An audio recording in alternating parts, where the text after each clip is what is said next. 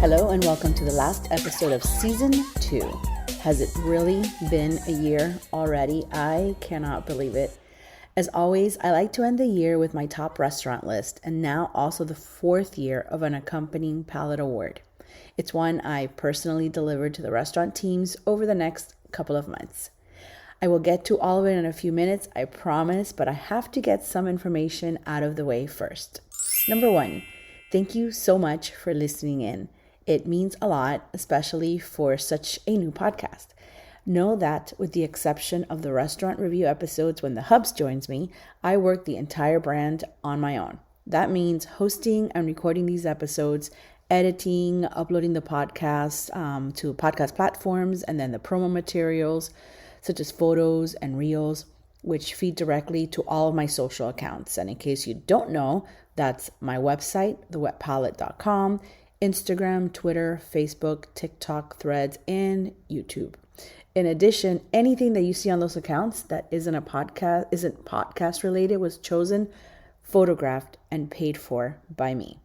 Which leads to number 2. None of what I do is monetized, and this is where you come in.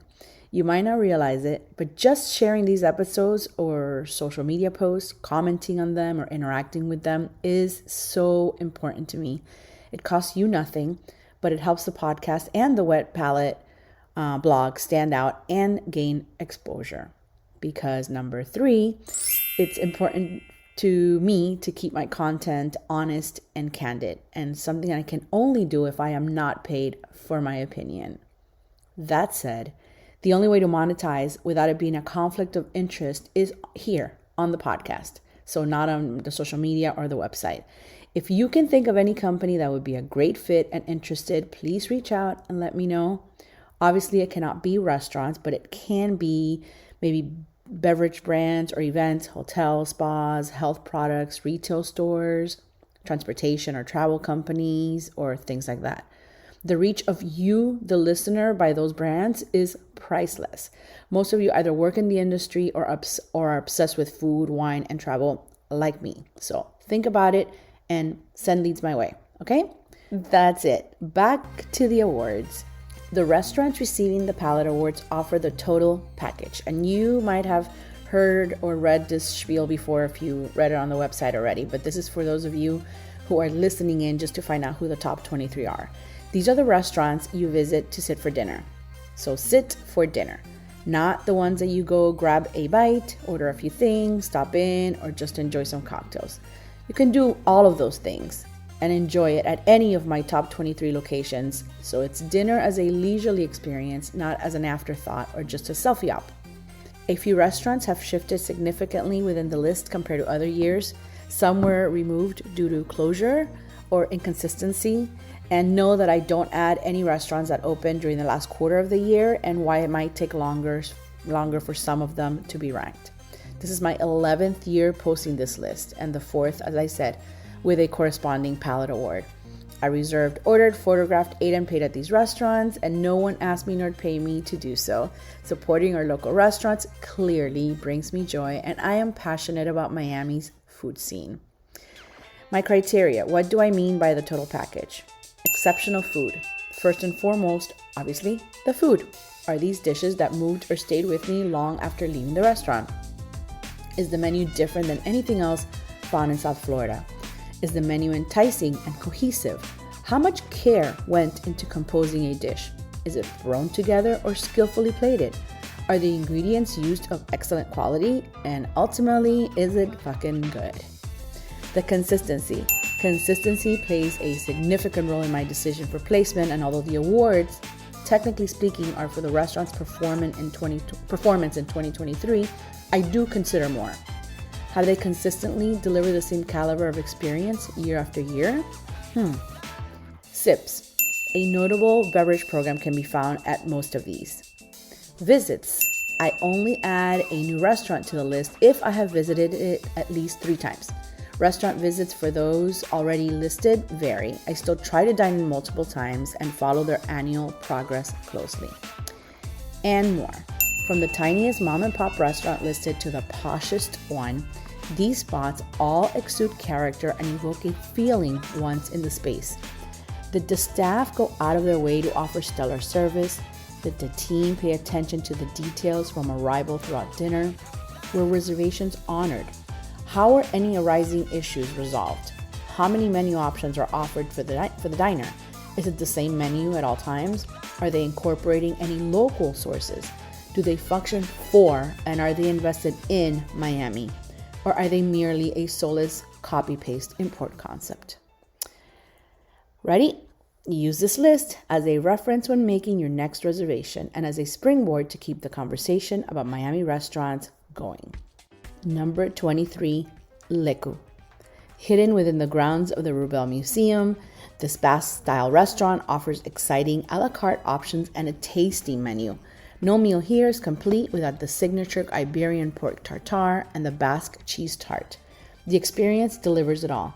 Delicious food, warm service, gorgeous decor, and super sips. A newish takeover by Chef Carlos Garcia might bring a different side to Leku we have yet to see, and time will tell. Number 22, La Fresa Francesa. A Hialeah meets Paris fairy tale. Charming owners Chef Benoit and Sandy are the heart of this dreamy operation, and it shows. Filled with antiques and curiosities throughout the restaurant space, you can't help but transport to yesteryear. Tropical Miami touches on the menu remind you this isn't your typical French cafe. You can find a truffled egg and cocotte, a croque monsieur, or a roasted quail on any given day. Pero aquí tienen guayaba and papaya sprinkled on some dishes. Fun tip, there's even a clever use of a pastelito on a dish. And more importantly, Fresa serves the best damn crepes in Miami-Dade. I said what I said. Number 21, bourbon steak. In a city so preoccupied with the latest trends and looks but not enough attention to customer service, it's nice to know that a magical place such as Bourbon Steak exists.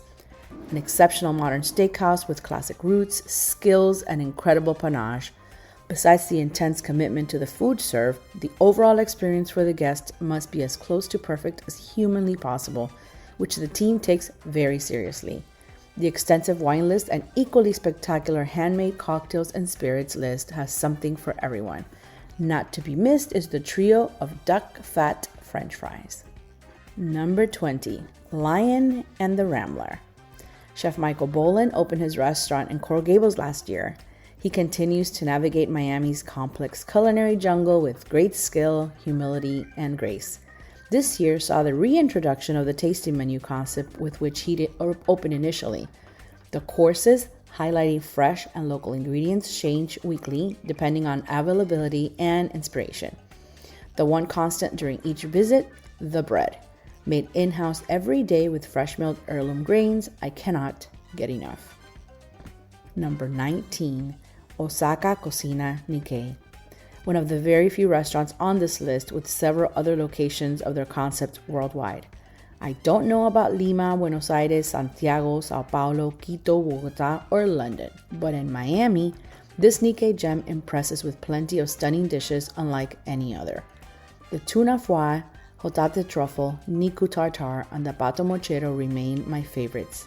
Consistent quality and attentive service with every visit keep me coming back and raving about Osaka. Joining the list for the first time at 18, Marigold's Brasserie. No stranger to Wynwood, Chef Bradley Kilgore of Alter, Ama, Ember, and Kaido fame finally returned with his new Florida-inspired brasserie, Marigold's, a new beginning with him with Miami diners. Some menu items, like the beignet and the ricotta pillows, remind me of Kilgore's pre-pandemic past favorite, Ember. But Marigold stands on its own. Despite its inaugural year, the menu already feels strong and it is executed nicely by the current team in place. Also new to the list at 17, Beauty and the Butcher. This new Coral Gables beauty by Top Chef alum Jeremy Ford has finally spread its wings. Timid at first and now ready for the limelight. Proudly showcasing a new tasting menu, the team's talent and strengths shine through. From the opening breads and spreads to the glorious closing desserts, it's apparent that much time and love have gone into creating their progression. The Gueridon cheese service is one of the many highlights and the only one in South Florida. Beauty and the Butcher came to elevate the game and play. The result? Fire. At 16, back to ghee. This family-owned Indian kitchen by Chef Nivin Patel of Herba, Mame, and Horno continues to deliver an unforgettable experience. When visiting for the first time, I highly recommend the tasting menu and a smoked lamb neck supplement. Dinner at ghee stays with you long after it concludes. Bite after bite, year after year, infused with love, spice, and everything nice, I am still crushing on ghee. At number 15, Fukia. This is not your classic Whet spot. Everything about this place screams cool, graffiti, neon, and vintage touches. There's a cohesive message that shines through. Fukia's got soul, no doubt about that. A 2011 pop-up started it all, so they are OG Miami royalty. Boss Annie and Chef Caesar have worked hard through the years to fine-tune their menu, cocktails, and wine program. It's food I crave often. The crispy imperial rolls, the PY noodles, and smoked short rib never leave my order. Don't believe me? Just ask them. They might as well name it the Whet Palette Special. Expect a casual and trendy vibe and know that Fukia doesn't overlook service and quality, despite its casual nature. At 14, Boya Day. Hidden within an unassuming strip in Little Haiti, the Michelin-starred restaurant is small but grand in character and style. The high-quality eats never skip a beat. Reservations take some work to come by, but if you make it and you dine with a party of 4 food enthusiasts up for the challenge, trying every food menu item is a definite possibility. Despite it being casual, service and wine are equally important as the food at Boya Day. Also, check out the Bathroom Vodka Monkeys. Just check them out. Let me know when you do. You're welcome. At number 13, and making its entrance to my list, is Mati's in Midtown. This exciting newcomer is a breath of fresh air, and it's crafted by local culinary virtuoso Chef Valerie Chang. Stepping foot inside feels like entering Valerie's cherished family home. The ambience, akin to festive occasions that pick up steam as the night goes on, resounds with dance-stirring tunes. And that's the authentic night type, not the typical Miami unts tiki-tiki. It encouraged me to sway and immerse myself in animated conversation while relishing every morsel. This beautiful homage to Chef Valerie's beloved grandmother cast a spell on me from day one. With her tortitas de maíz, succulent camarones, and rich arroz con pato, each bite full of that Peruvian sabor criollo, made with love and sealed with soul. Number 12, Machialina, a go-to, a solid, a Miami original favorite. Dinner at Machialina feels like entering a warm and inviting home, not a business establishment. The vibe is familiar and casual without an ounce of pretentiousness. Service is welcoming and thorough. The pasta-centric menu keeps me addicted, and I can always count on finding a new gem off their wine list. At number 11, first time on the list, is Claw. When Claw says it's fresh, they mean it. The Norwegian king crabs are imported once a week, alive and fresh, and then stored on site. They are then prepared tableside and served with garlic and lemon butter. The restaurant, located at the former historic home of International Fine Arts College and the Miami Women's Club, respected and honored the building's original architectural details during the restoration project. The final result? A stunning property taking over the 4th floor and rooftop area. The service provided is professional yet personable and approachable. Number 10, Cote Korean Steakhouse. A Korean steakhouse offering steak omakase with a Michelin star? Okay? Oh yes. The vibe, electric and contagious, still feels intimate throughout the 5,900 square foot restaurant. The staff at Cote enthusiastically parades through the space with intent and purpose. It is clear this is a team effort. Cote takes great pride in the domestic prime grade, dry aging select cuts in-house, all natural American Wagyu hybrid and imported Japanese Wagyu, only sourcing A5, the highest grade, with marbling scores of 8 to 12 are served. Great care and detail also went into the development of the beverage program. Lamar at number 9. So important to note that they have been on the list since 2014. The unparalleled Miami views win you over before you even take a bite. But it's not about the location. Led by the skilled chef Diego Oca, La Mar by Gaston Acurio serves outstanding upscale Asian Peruvian food. Service is always on point, and the delicious seafood-heavy items keep diners returning. This year, La Mar upped the ante with the most stellar additions to the menu since first coming on my list. An exciting new tasting menu is slowly being introduced and paired with a new line of pottery that has been handmade by Oca. At number 8, Zitsum. Words cannot adequately express how much I still love zits. How is this much flavor in one bite possible, I often think? Damn, that was good. I comment course after course every single time. Zitsum's tasting menu continues evolving into Chef Zitzman's dream vision. He tweaks, he adds, he creates, and never stops moving. All we diners have to do is sit back and enjoy the show. Phenomenal. Now, I have a warning for Chef. If the Bing bread ever comes off the menu, I will riot, and I mean it. Please keep it on. Number 7, new addition to the list, Tambourine Room. Tambourine Room checks all the boxes. This gem hides inside Miami Beach's historic Carillon Hotel. The small team of 3 in the kitchen offers a luxurious fine dining journey similar to those I've experienced at 2 Michelin-starred kitchens. Of course, it was no surprise to have Tambourine Room be the sole 1-star addition to the 2023 Michelin Guide Miami section. While the vibe is relaxed and friendly, the food and service are taken very seriously. The team always hyper-focuses on the overall guest experience and strives to perform at their best at all times. Another newcomer placing very high on my list, number 6, Brasserie Laurel. Sexy, savory, and sensational.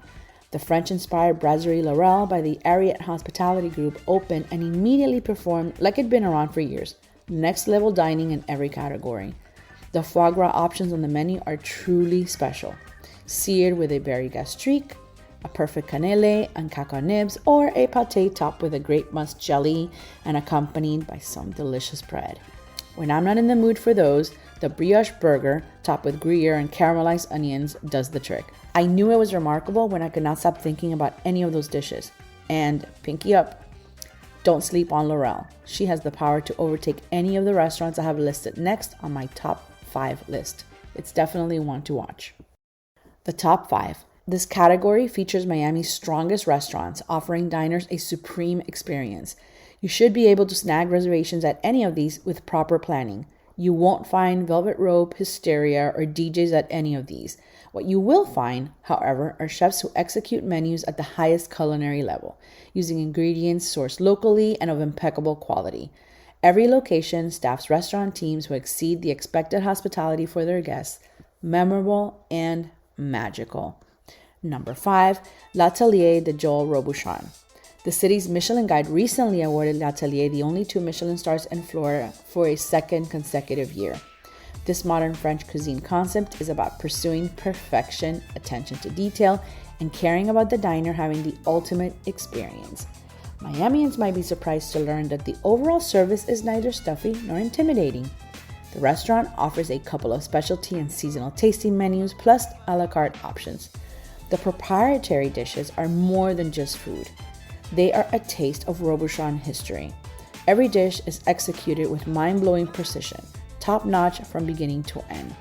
As a worldwide operation, the restaurant has been through many kitchen changes, but impressively, the delivery has never been rocked, which is unusual and admirable. Number 4, Stubborn Seed. Passion, grit, and a playful flair make Chef Jeremy Ford's Stubborn Seed a fierce keeper every year. Service is welcoming and friendly. The upscale dishes and Michelin star solidify its powerhouse status. Chances are you will spot Ford's center stage kitchen happily cooking away with his contagious smile and culinary oomph. Only he can make juggling several restaurants across our counties and family life look easy. Top Chef fans, take note, there's always a crouton on the menu. Ordering a la carte is available during the week, but the seasonal tasting menu is always the way to go. And what a ride it is to go through it. Rock on, Stubborn Seed. Number 3, Ariete, one of my top tried and true spots. I am blessed to have experienced Ariete's evolution from the beginning, and I greatly admire this restaurant's journey. Chef owner Michael Beltran navigated and overcame adversity through the years to get to where he is today. Coconut Grove's one Michelin-starred Ariete sits pretty, solid, and stable, offering diners an array of spectacular experiences set to the tune of a killer playlist. 2 chef tasting menus, an a la carte menu, and Miami's sole duck press experience. Every dish is obsessively conceptualized and executed by a tight-knit team, often showcasing Cuban-inspired courses unlike anywhere else. Nouveau Miami cuisine. Y también tienen tremendo flan. Number 2, Fiola. Local chef Danny Gannum brings that Miami heat and passion to the kitchen. The food and service at Fiola Miami are worthy of our praise. I admire the team's ability to execute service beautifully day after day at such a large scale. Said to be inspired by regional Italian classic dishes and family traditions, Fiola's menu offers something for everyone, and the dizzying options can overwhelm. How does one even choose when everything is brilliant? Dinner is always coursed perfectly, and tableside presentations and descriptions flow easily. Each highly curated plate, tray, bowl, and platter showcases the food at its best. Stunning to look at and even better to taste. A new crowd favorite pasta omakase option was a highlight this year for me. The wine program remains one of my personal favorites. You can trust the dedicated and knowledgeable somms to guide you towards the most suitable option for your palate. Number 1, the Surf Club. The marble and beauty of the Surf Club is just how effortless it all feels. A well choreographed and executed performance worthy of a standing ovation. The best, without a doubt. Expect white tablecloths and top-notch ingredients with the absolute best hospitality in South Florida. Consistent since day one, I can assure you that the unmistakable Chef Keller's finesse and signature style come off loud and clear at the Surf Club. The goal is continental cuisine interpreted for today's contemporary guests. Chef de cuisine Michael DeSico brings exciting weekly specials to jazz up the classic menu.